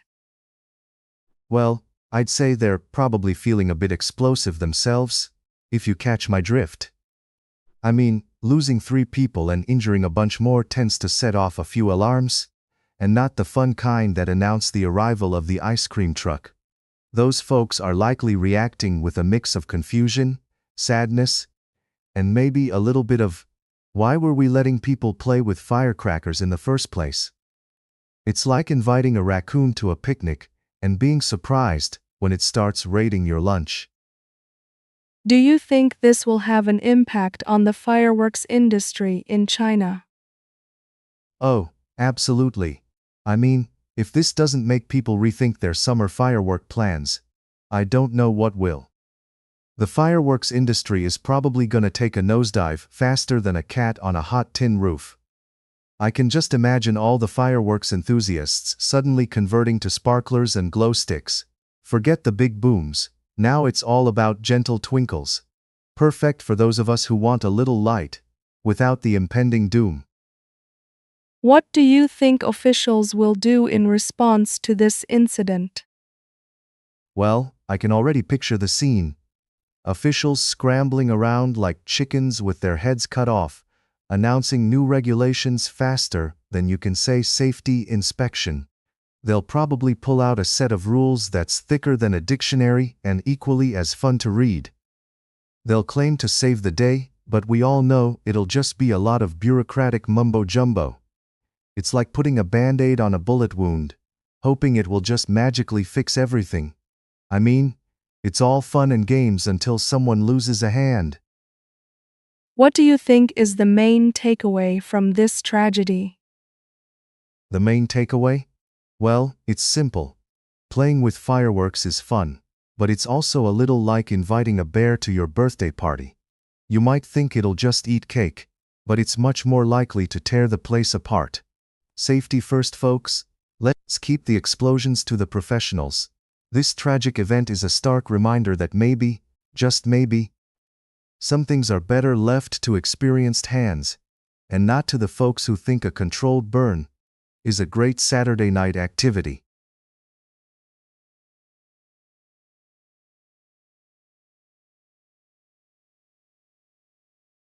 So, what's the deal with Estonians flocking to Narva for the Victory Day celebration amid all these tensions with Russia? Well, nothing screams, "Let's celebrate national pride," quite like a festival held right next to a country you're not exactly on best buddy terms with. It's like throwing a surprise birthday party for your friend right outside their ex's house. Thrilling yet slightly nerve-wracking. Apparently, tickets are selling faster than hotcakes at a Sunday brunch, with people willing to cough up 80 cents just to witness some fireworks and a concert in Ivanovo, Russia. It's almost romantic, isn't it? Who knew history could be such an expensive date? And what's up with the Latvians wanting to join in from a distance? Ah yes, the classic Latvian move, like peeking over the fence to catch a glimpse of the neighbor's barbecue, while clutching your own sad little sandwich. They're apparently clamoring for private bus tours to the border to watch the festivities from afar, because nothing says, "I'm safe," like watching a party unfold as a spectator. The whole thing is a delightful mix of curiosity and sheer paranoia, as if waving from a distance ensures you won't get tangled up in whatever drama is happening on the other side of that river. It's practically a new sport, spectator safety. What do these celebrations mean for the Baltic people, despite the official stance of European Day? For many in the Baltics, this day is like that family reunion no one really wants to go to but feels compelled to attend out of duty. Sure, officially it's European Day, but let's be honest, it's still a day steeped in personal and historical significance, like showing up to a wedding you didn't really want to attend because, hey, it's family, they're grappling with their shared past. Even if it means navigating through a political minefield that could make a game of Twister look like child's play. Who knew history could be such a relatable soap opera? What's this about Russia ramping up visual support for its expats? Ah, the age-old solution to international relations: throw bigger screens at the problem. Instead of a single screen showing the festivities, Russia is evidently going to install 3 of them in Ivanovo. Because if you can't convince them to join the party, you might as well make sure they can see it in high definition. It's like offering an all-you-can-eat buffet of propaganda. I mean, who wouldn't want to watch their favorite show on 3 giant screens while tensions simmer like a pot left on the stove too long? How's Estonia handling all these spectators and their camera phones? Estonia is tightening up security like a pair of Spanx on a wedding day. Police patrols are making sure no one is filming the festivities across the border, as if shooting a YouTube vlog could spark an international incident. It's basically a no peeking rule at the grand event across the river. But let's face it, Telling people not to film things is like telling a kid not to touch the cookie jar. The urge just skyrockets.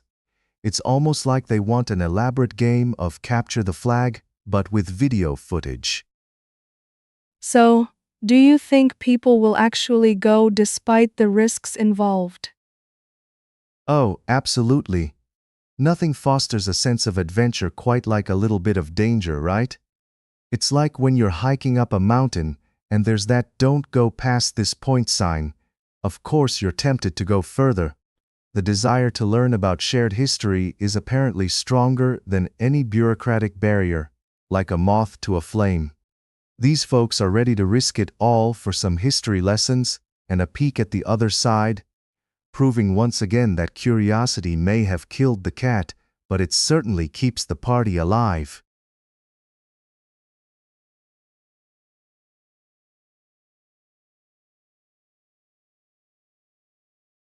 So, the US Air Force refueling planes are making a real splash over Hormuz, supporting the Operation Freedom Project.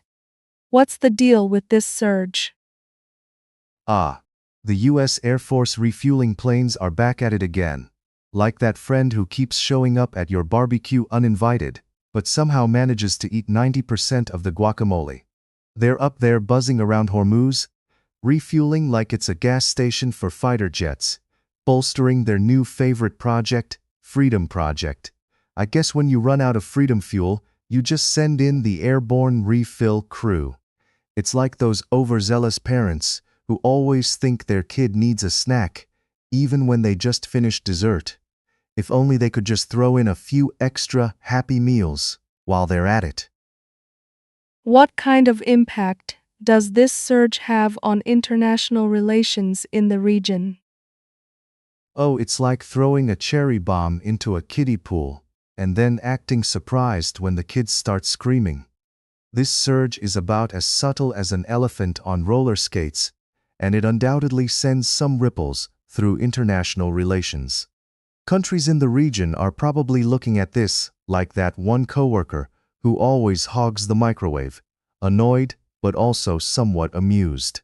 It's a bold move, and you can bet that various nations are either scrambling to catch up or shaking their heads saying, "Really?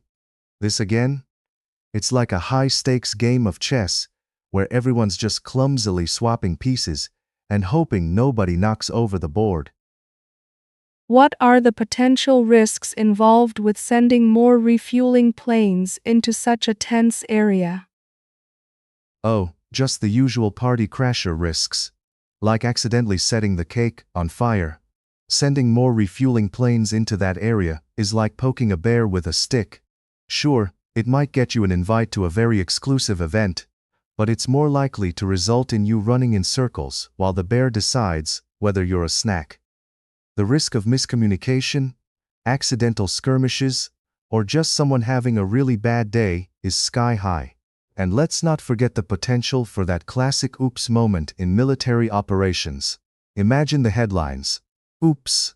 US accidentally causes global diplomacy meltdown. It would be right up there with classic bloopers. Do you think this is a sustainable strategy for the US in the long run? Sustainable? Oh sure, if by sustainable you mean let's keep pouring more jet fuel into an already fiery situation. It reminds me of those people who think they can keep a goldfish alive by just continually adding more water. Eventually, something's got to give. The US seems to be trying to maintain a delicate balance of force and diplomacy, but it's like trying to juggle chainsaws while riding a unicycle.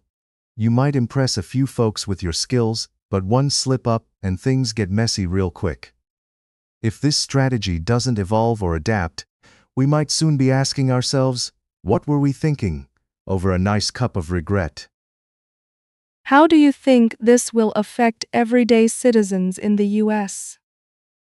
You know, it's like trying to fix a leaky faucet while the whole house is on fire. Everyday citizens in the US are probably sitting back, watching this unfold and thinking, great, while I'm just trying to afford groceries. They're refueling planes halfway across the world. It's a classic case of, What's the point of a stable internet connection if the world is going up in flames? As costs increase and funds are allocated to military efforts rather than community programs, people are left wondering why their schools can't get new textbooks, but the Air Force has all the refuelers they could dream of. It's a fun little balancing act, like walking a tightrope while juggling flaming swords. It's bound to end in tears. Any final thoughts on this aerial drama? Final thoughts? Oh, it's like binge-watching a soap opera where the writers have run out of ideas. This aerial drama over Hormuz feels like it could spiral into a plot twist of epic proportions at any moment. With each refueling plane that flies over, you can practically hear the drum roll for the next big reveal. Will it be diplomacy or disaster? It's like a suspense thriller where the audience is left on the edge of their seats, aside from the fact that the people in this drama aren't just actors. They're real lives hanging in the balance. So, grab your popcorn, folks, and let's see how this season of Operation Freedom Project unfolds.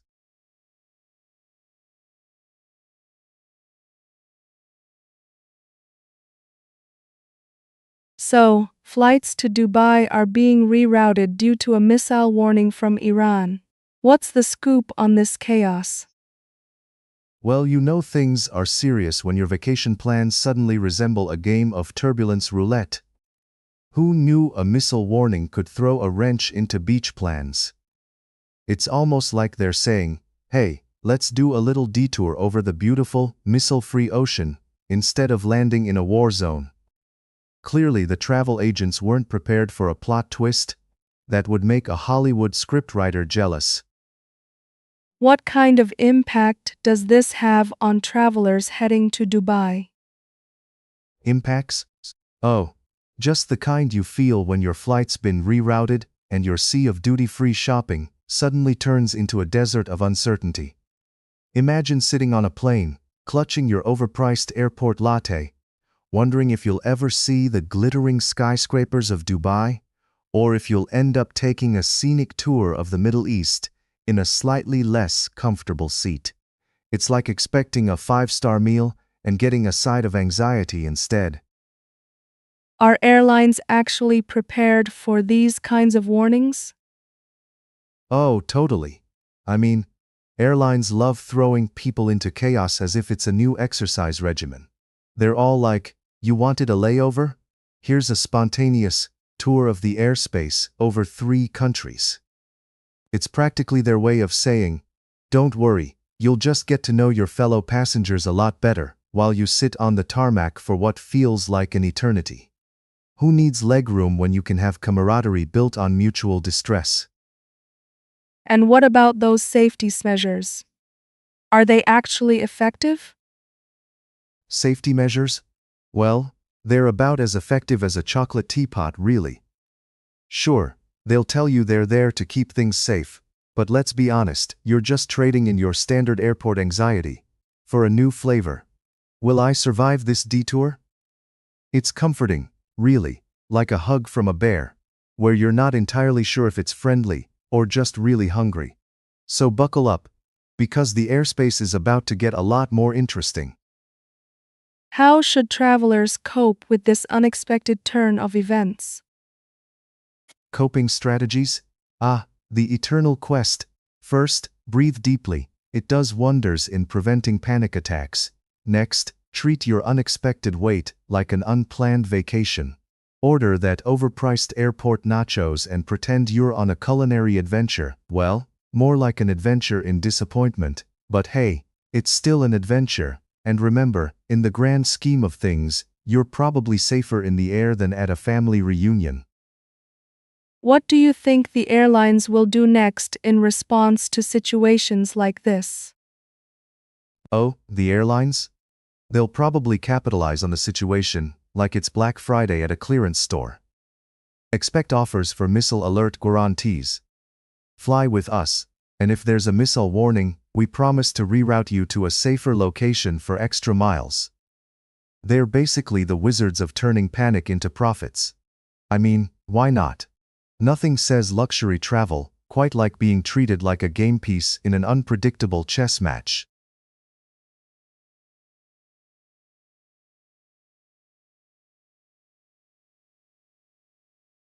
So, we're hearing about drone and missile attacks hitting the UAE, especially around Fujairah and Abu Dhabi. What's going on over there? Well, it sounds like the UAE's been getting more action than a nightclub on New Year's Eve. I mean, when the Ministry of Defense starts talking about missiles and drones, like they're discussing the latest trends in haute cuisine, you know it's serious. They're claiming it's all about their air defenses intercepting these threats, but it's hard to tell if they're protecting the country or just auditioning for a new Michael Bay movie. Tensions with Iran? More like a bad soap opera that never ends.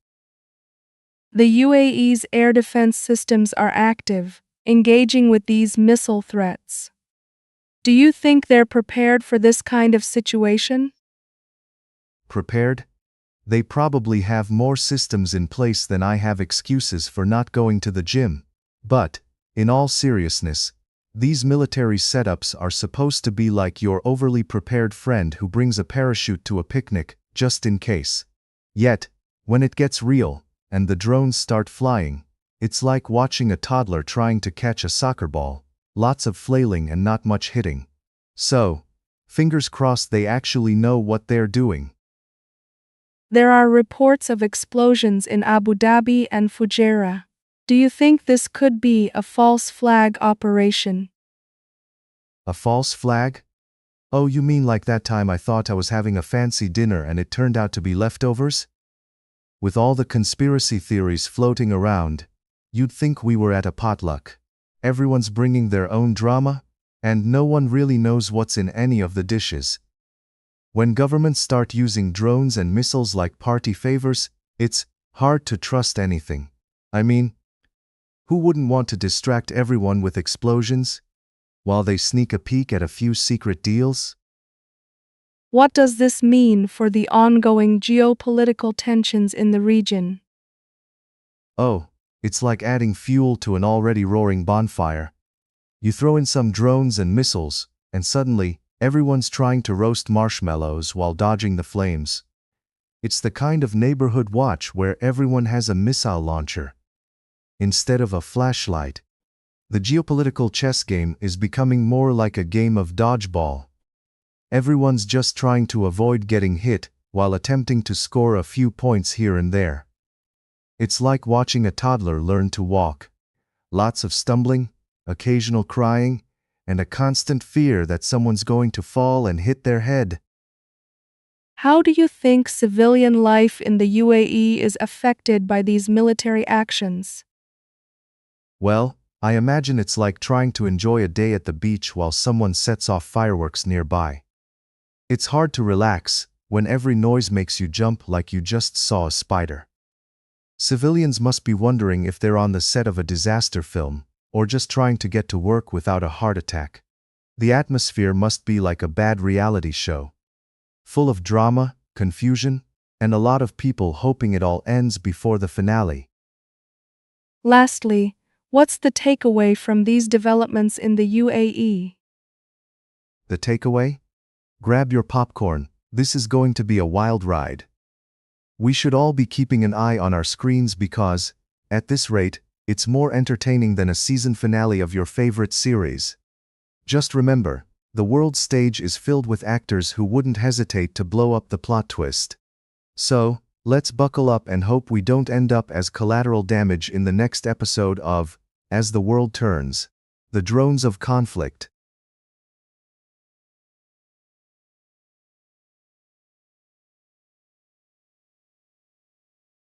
So, we've got Israeli fighter jets and C-130 transport aircraft flying low over Jerusalem. What's going on here? The skies over Jerusalem are about as secure as my Wi-Fi password. You see, when fighter jets and transport aircraft start playing tag above a city renowned for its ancient history and chaotic modern politics, you know something's up. It could be a military exercise, or perhaps a dramatic new episode of Survivor, Air Force Edition. Either way, the mystery is thicker than my uncle's gravy on Thanksgiving. Do you think this is a sign of escalating tensions in the region? Well, if the only time your fighter jets decide to moonlight as low-flying daredevils is when things are calm, I'd say we are in for a roller coaster ride worse than that time I tried to bake cupcakes without a recipe. The region always has a flair for the dramatic, and if there's tension, you can bet those jets aren't just out there for a joyride and some Instagram stories.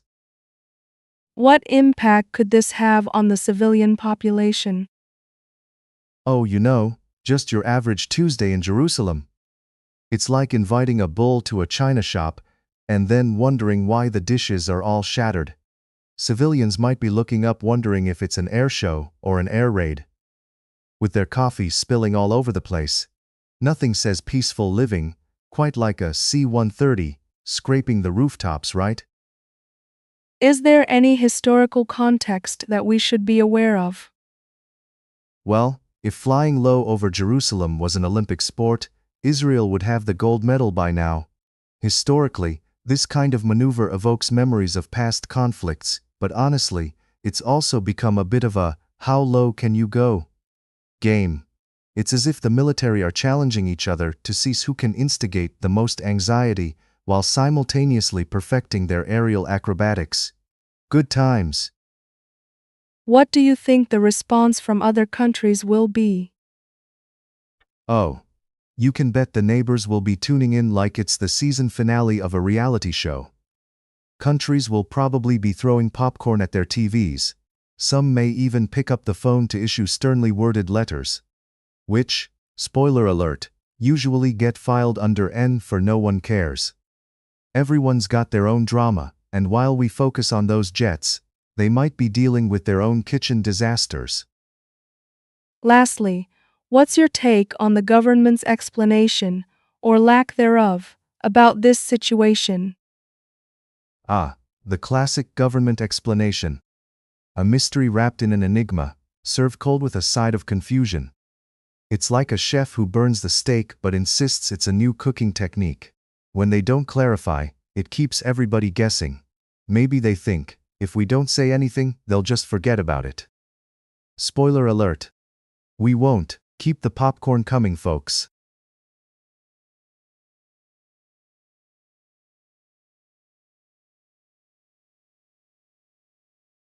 So, can you explain the recent missile threat warning in the UAE for us?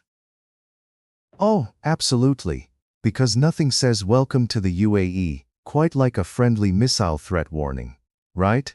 It's like finding a cockroach in your gourmet restaurant dish. Surprising, unwelcome, and definitely not on the menu.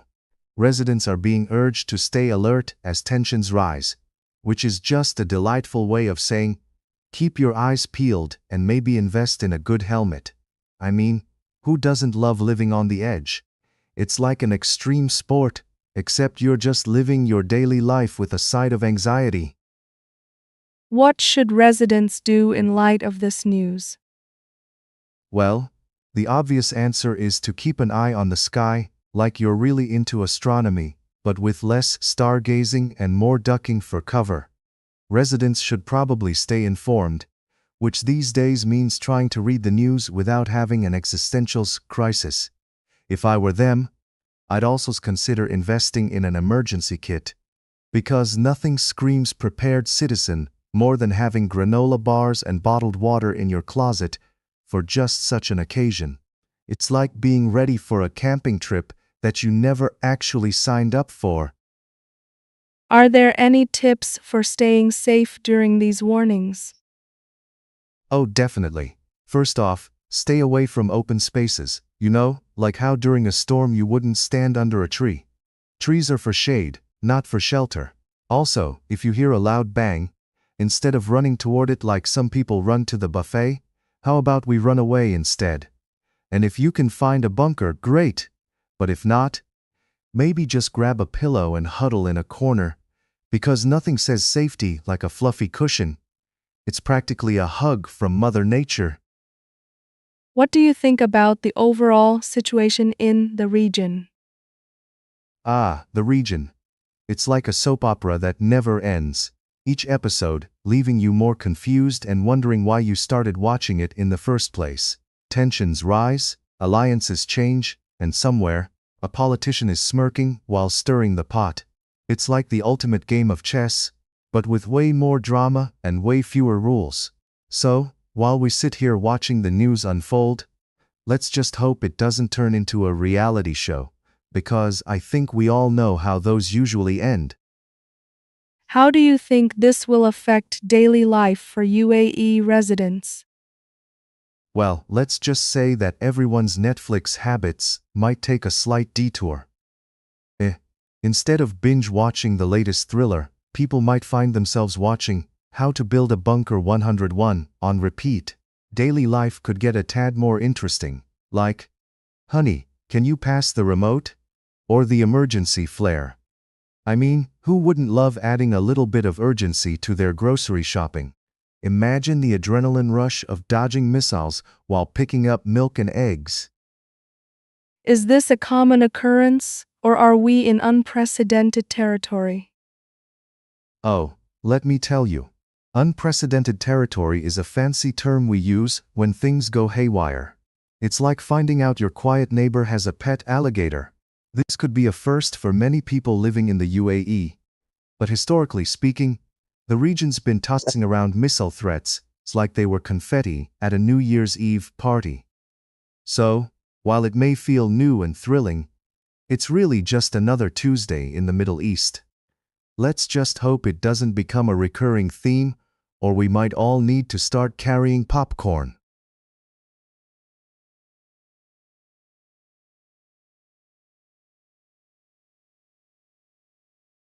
So, let's dive into this news about the U.S. military expanding its fleet with new Boeing aircraft amid rising tensions with Iran. What's your take on this move? Ah, yes. The US military is rolling out its fancy new fleet like it's some kind of Air Force catalog sale. Get your Boeing KC-46A Pegasus here, just $200 million and you can take one for a spin. Look, in a world where Iran and the US are basically playing dodgeball with nuclear options, expanding our presence is like saying, "Hey, let's all gather at my place for a friendly game while we have a giant elephant in the room." And the elephants are getting bigger, folks. So, it seems like the military is putting on the equivalent of a tactical floral shirt. Sure, it's colorful, but it's still hiding a whole lot of firepower underneath. What do you think this means for U.S.-Iran relations? Oh, I can already see the diplomatic bonfire warming up. It's like trying to negotiate peace, while one side keeps showing up to the barbecue with a grill full of ribs, and the other side is just standing there, arms crossed, fuming over the scent of charred meat. It's tough to have a heart-to-heart when both parties are eyeing each other like they're playing a game of chess but with nuclear weapons instead of pawns. So, yeah, this fleet expansion does wonders for the US military's Tinder profile, but it's not exactly winning hearts and minds over in Tehran. How do you see the public reacting to this military buildup? Well, if I had a nickel for every time the public reacts to military buildup, I'd probably have enough to fund my own fleet of toy planes. You've got the usual crowd, some are waving flags saying, "Go Team USA," while others are throwing their hands up, yelling, "Not another military adventure." It's like a family reunion, where half of the relatives are insisting on the potato salad, while the other half are tossing it out the window. The bottom line? Some folks will be excited, thinking we're gearing up for the next blockbuster action movie, while others just want to binge-watch cat videos in peace. Do you think this expansion is a sign of something deeper? Oh, absolutely. It's like the military is putting on a display at a dog show, strutting around with their shiny new toys, showing off what they're working with. You don't just get a fleet of new aircraft because they were on sale. There's usually a bigger issue at play. Something like, "Hey, Iran, look at our shiny arsenal. Isn't it cute?" It's like trying to impress your crush by showing off your new iPhone while they're just trying to enjoy their day without being bombarded by notifications. It's all very high stakes and low-key ridiculous. What's the overall vibe you're getting from this situation? The vibe? Oh, it's like being at a family therapy session where everyone's pretending to be civil, but you can still feel the tension in the air, thick enough to cut with a knife, and probably served with a side of Cold War leftovers. The US is there with its new toys, the Iran side is all judgy, rolling their eyes while secretly making mental notes for future missile designs. You know, just your casual game of international, who can flex harder. And here we sit, popcorn in hand, waiting to see how this drama unfolds. But hey, at least it's never boring. Final thoughts on the impact this will have moving forward. Oh my friend, predicting the future with the Middle East is like trying to read tea leaves while skydiving. Chaotic, and usually ends up spilling everywhere. This military buildup could lead to either a cozy peace treaty over s'mores, or a powder keg that's about to blow. It's like the ultimate cliffhanger of the geopolitical soap opera, and we're just waiting to see who's going to throw the first emotional tantrum. So grab your popcorn because we're in for a wild ride, and let's hope the scriptwriters in DC have a better plan than the last season of Game of Thrones.